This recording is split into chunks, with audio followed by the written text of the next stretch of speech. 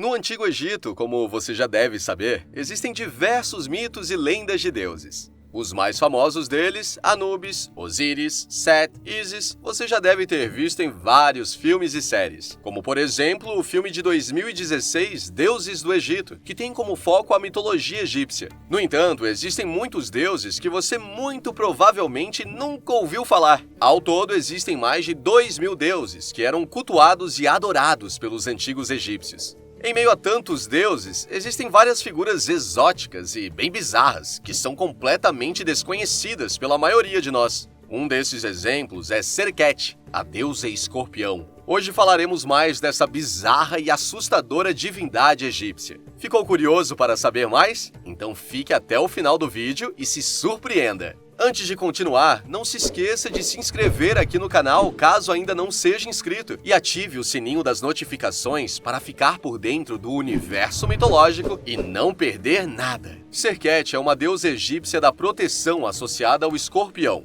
Ela era amplamente adorada no Baixo Egito como uma grande deusa, antes mesmo do primeiro faraó subir ao trono, o que faz dela uma das mais antigas deusas do Egito Antigo. A deusa escorpião está associada à cura, magia e proteção, e seu nome significa aquela que faz a garganta respirar. Seus símbolos mais comuns são o escorpião e o ankh, todos os quais transmitem seus aspectos benevolentes. No período pré-dinástico do Egito, ela era protetora dos reis, conforme evidenciado por achados arqueológicos que a ligavam aos reis escorpiões. Os reis escorpiões foram uma dinastia de reis que governou o Egito durante os primeiros anos do Império. Embora pouco se saiba sobre esses governantes, eles tiveram um papel fundamental na formação do Egito Antigo. Os reis escorpiões foram chamados assim por causa dos escorpiões que aparecem em seus registros históricos. Eles governaram durante um período em que o Egito estava dividido em várias regiões, cada uma com seu próprio líder. Acredita-se que o primeiro rei escorpião tenha surgido no Alto Egito por volta de 3.200 a.C. O primeiro faraó a unificar o Egito foi Narmer, que é acreditado como fundador da primeira dinastia egípcia. No entanto, é provável que os reis escorpiões tenham desempenhado um papel importante na preparação do caminho para a unificação. Os reis escorpiões foram governantes poderosos e influentes. Eles estabeleceram o Egito como uma nação unificada, com uma capital em Heracópolis. O período do reinado dos reis escorpiões foi marcado por conflitos frequentes entre diferentes regiões do Egito. No entanto, eles foram capazes de estabelecer sua autoridade sobre a maioria das regiões, criando assim um Egito unificado, possibilitando assim o surgimento dos faraós. Durante esse período dos reis escorpiões, Serket estava associada à proteção e sua adoração cresceu da região do Baixo Egito para as cidades do Alto Egito. Na época da primeira dinastia, ela estava associada ao deus Num, o ser primordial da mitologia egípcia e o pai dos deuses. Num era o abismo de onde se ergueu a colina primordial conhecida como Ben-Ben, sobre a qual Atum-Ra estava repousando no início da criação do mundo. De acordo com registros dos mais variados mitos egípcios que foram coletados e estudados minuciosamente por diversos pesquisadores pelo mundo, Serket pode ter sido a esposa de Atum, o primeiro filho de Num, ou mesmo a esposa do próprio Num. Mais tarde, ela foi representada como uma das divindades a bordo da barcaça do deus Sol Ra, que cuidava da serpente Apófis enquanto o barco viajava pelo céu noturno. Ela também é considerada a deusa de todas as criaturas venenosas, principalmente o escorpião, e é retratada como uma bela mulher com os braços estendidos em um gesto de proteção com um escorpião na cabeça. O escorpião é propositalmente mostrado sem ferrão ou garras, para representar o papel de Serket como protetora contra picadas venenosas. Com o passar dos séculos, Serket acabou sendo absorvida pelo culto de Horus, onde se tornou associada à morte e às almas dos mortos. Ela então passou a ser conhecida como a Senhora da Tenda Bonita, que se referia à tenda dos embalsamadores. Serket ficou mais conhecida por sua estátua de ouro e o vaso de alabastro encontrados na descoberta da tumba de Tutankhamon. Não existem contos mitológicos sobre as origens de Serket, como existem para a maioria dos outros deuses egípcios. Ela é sempre mencionada como estando presente na criação do mundo, mas nenhuma menção é feita sobre seu papel. Ela era vista como uma deusa-mãe no período pré-histórico do Egito, e já estava associada ao escorpião, que era um símbolo da maternidade em muitas áreas do Oriente Próximo. Ela sempre foi retratada cuidando dos reis do Egito nos textos da pirâmide, que datam do Império Antigo.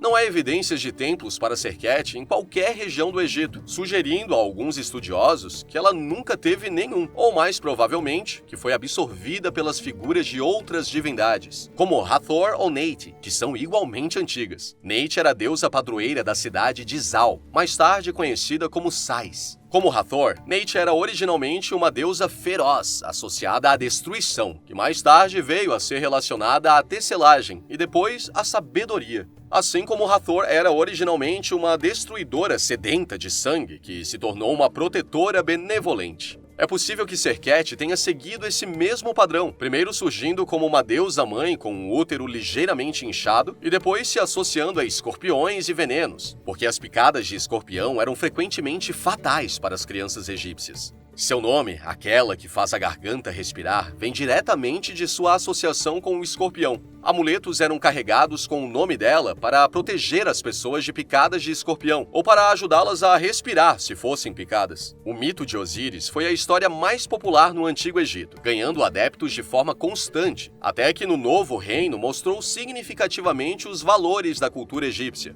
O mito de Osíris conta a história do deus Osíris e sua irmã e esposa Ísis, que juntos governavam o Egito. Seu irmão Set, com ciúmes de Osíris, o prende em um caixão ornamentado, o matando em seguida. Após o ocorrido, Set joga o caixão no rio, a fim de se livrar do corpo e ocultar seu crime. Ísis, no entanto, recuperou o corpo do marido e o trouxe de volta ao Egito, escondendo-o nos pântanos da região do Delta. Ela pede a sua irmã Neftis para ficar de guarda enquanto ela vai colher ervas para trazê-lo de volta à vida. Mas enquanto ela está fora, Set encontra Neftis e a engana para revelar onde o corpo de Osíris está escondido. Ele então corta o corpo em pedaços e o espalha pelo Egito e no Nilo. E quando Ísis retorna, ela encontra apenas Neftis chorando, que lhe conta o que aconteceu. Ísis e Neftis procuram e encontram todas as partes do corpo, e Ísis consegue reviver seu marido. No entanto, seu pênis foi comido por um peixe. Dessa forma, com o corpo incompleto, não era possível trazê-lo de volta à vida. Antes de Osíris entrar no submundo, Ísis se transforma em um falcão e voa ao redor de seu corpo, o que milagrosamente a deixa grávida de um filho, Horus. Osíris então vai para o submundo, onde assume seu novo papel como juiz dos mortos. E Ísis é deixada sozinha para se esconder com seu filho recém-nascido de Set.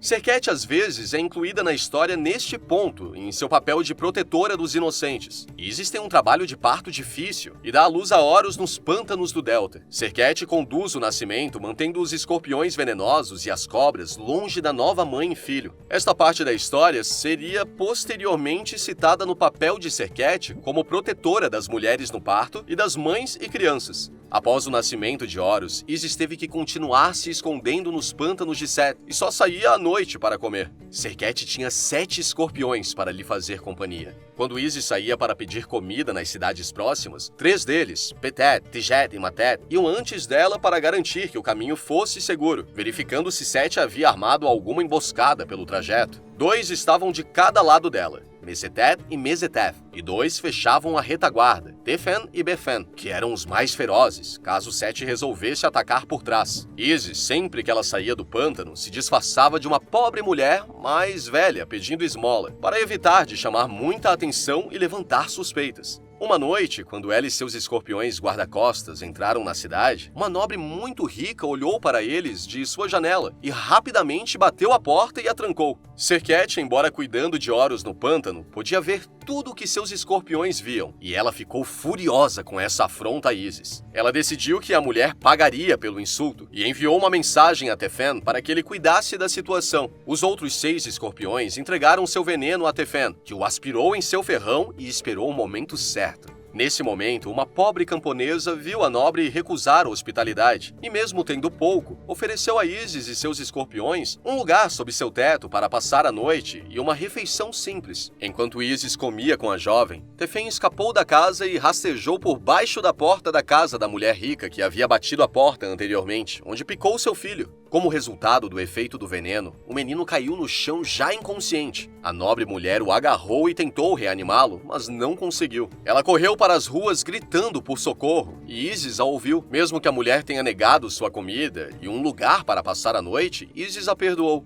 Ela não queria que o menino pagasse pelo insulto da mãe. Ísis pegou a criança nos braços e chamou cada um dos escorpiões pelo seu nome secreto, dominando-os e neutralizando seu poder, e recitou feitiços de grande magia. O veneno evaporou, deixando o corpo da criança, e ela reviveu. A nobre mulher ficou tão agradecida e tão envergonhada de seu comportamento anterior que ofereceu toda a sua riqueza a Ísis e a camponesa. Da mesma forma que o mito de Osíris transformou Sete de um deus herói protetor em um vilão, mudou também o papel de Serket. Embora ela continuasse a ser vista como uma protetora, seus atributos anteriores, como deusa mãe, foram assumidos por Ísis, enquanto Serket tornou-se associada à morte e o pós-vida. Na história dos 7 escorpiões, Serket é frequentemente omitida por completo, e o foco da história está no perdão de Ísis e na maneira adequada como as pessoas devem tratar umas às outras. Depois que o mito de Osíris se espalhou pelo Antigo Egito, o papel de Serket foi marginalizado no plano terrestre, mas ampliado no pós-vida. Serket ficou conhecida como um dos deuses guardiões que vigiam as almas na vida após a morte. Ela era invocada em funerais por suas habilidades mágicas, pois pensava-se que ela poderia ajudar os mortos a respirar novamente enquanto renasciam de seus corpos no pós-vida.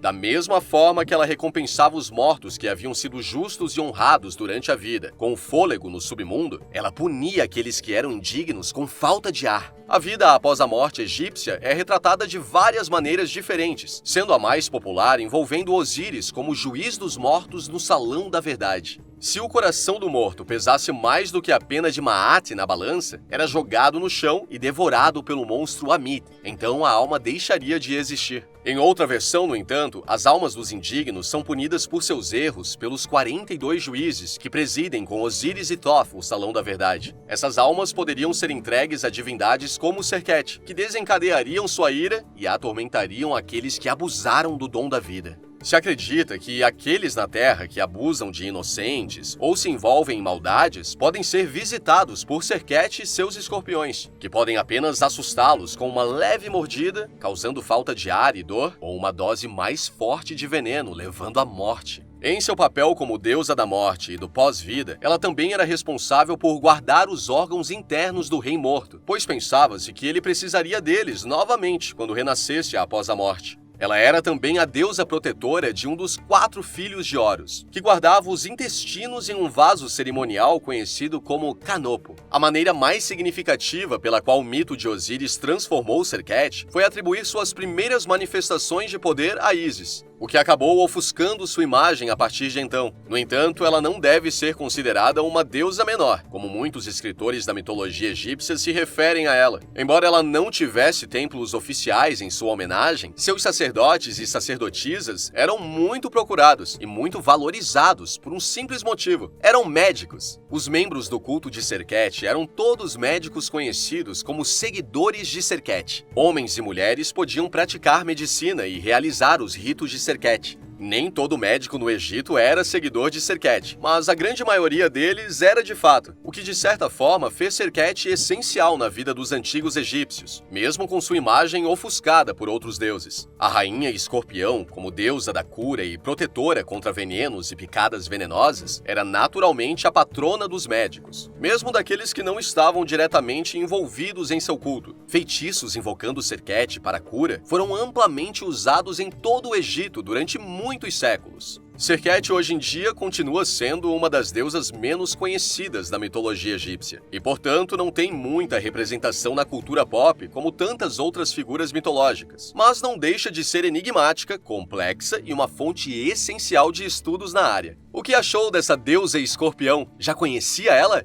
Gostaria de receber uma visitinha dela e de seus 7 escorpiões aí na sua casa? Deixa sua resposta aqui nos comentários que eu quero saber. Se gostou do vídeo, deixa seu like e compartilha para seus amigos que gostam de mitologia. Caso tenha algum tema para um próximo vídeo, deixa aqui nos comentários que em breve traremos para você. Até a próxima!